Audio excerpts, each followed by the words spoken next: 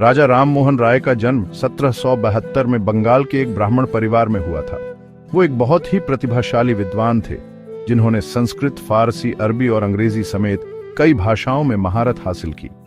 इससे उन्हें कई तरह के धार्मिक और दार्शनिक ग्रंथों का अध्ययन करने का मौका मिला और उन्होंने अपने खुद के विचार बनाए।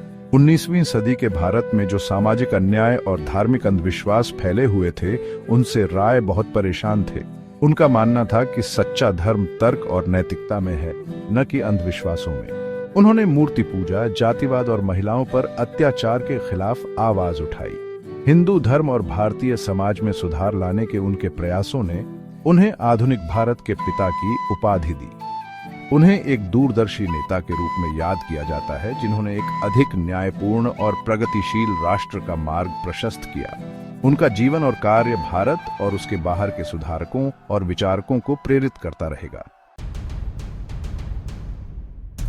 राय के सबसे महत्वपूर्ण योगदानों में से एक सती प्रथा के खिलाफ उनकी लड़ाई थी, जिसमें विधवाओं को उनके पति की चिता पर खुद को जलाने के लिए मजबूर किया जाता था।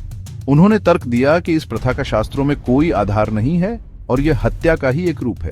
राय ने 1828 में ब्रह्म समाज की स्थापना की, ताकि तर्क और नैतिक आचरण पर आधारित एक सुधारित एकेश्वरवादी हिंदू धर्म को बढ़ावा दिया जा सके।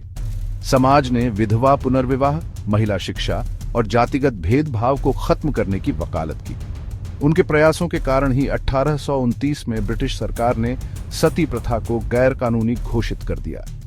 यह भारत में सामाजिक सुधार के लिए एक बड़ी जीत थी और इसने राय को बदलाव के लिए एक शक्तिशाली आवाज के रूप में स्थापित किया।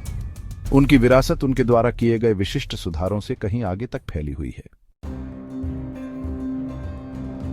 राजा राम मोहन राय का मानना था कि शिक्षा ही प्रगति की कुंजी है। उन्होंने ऐसे स्कूल और कॉलेज स्थापित किए जो भारतीयों को आधुनिक वैज्ञानिक शिक्षा प्रदान करते थे। उन्होंने पश्चिमी ज्ञान तक पहुंचने के साधन के रूप में अंग्रेजी भाषा के उपयोग की भी वकालत की। उन्होंने जानकारी फैलाने और सार्वजनिक बहस को प्रोत्साहित करने के लिए बंगाली और अंग्रेजी में समाचार पत्र और पत्रिकाएं प्रकाशित की। वे एक स्वतंत्र प्रेस को एक स्वस्थ लोकतंत्र के लिए महत्वपूर्ण मानते थे। उनके काम ने भारत की आधुनिक शिक्षा प्रणाली और एक जीवंत सार्वजनिक क्षेत्र की नींव रखने में मदद की।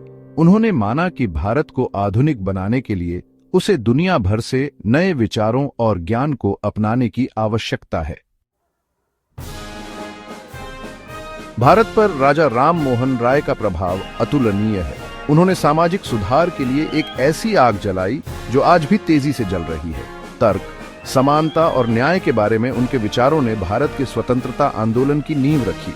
उनकी विरासत भारतीयों की पीढ़ियों को एक अधिक न्यायपूर्ण और न्याय संगत समाज के लिए प्रयास करने के लिए प्रेरित करती है।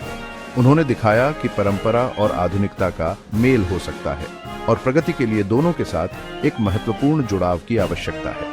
राजा राममोहन राय का जीवन और कार्य इस बात का प्रमाण है कि एक व्यक्ति में कितनी ताकत होती है कि वह बदलाव ला सके। उन्हें एक सच्चे दूरदर्शी के रूप में याद किया जाता है, जिन्होंने आधुनिक भारत की नियति को आकार देने में मदद की।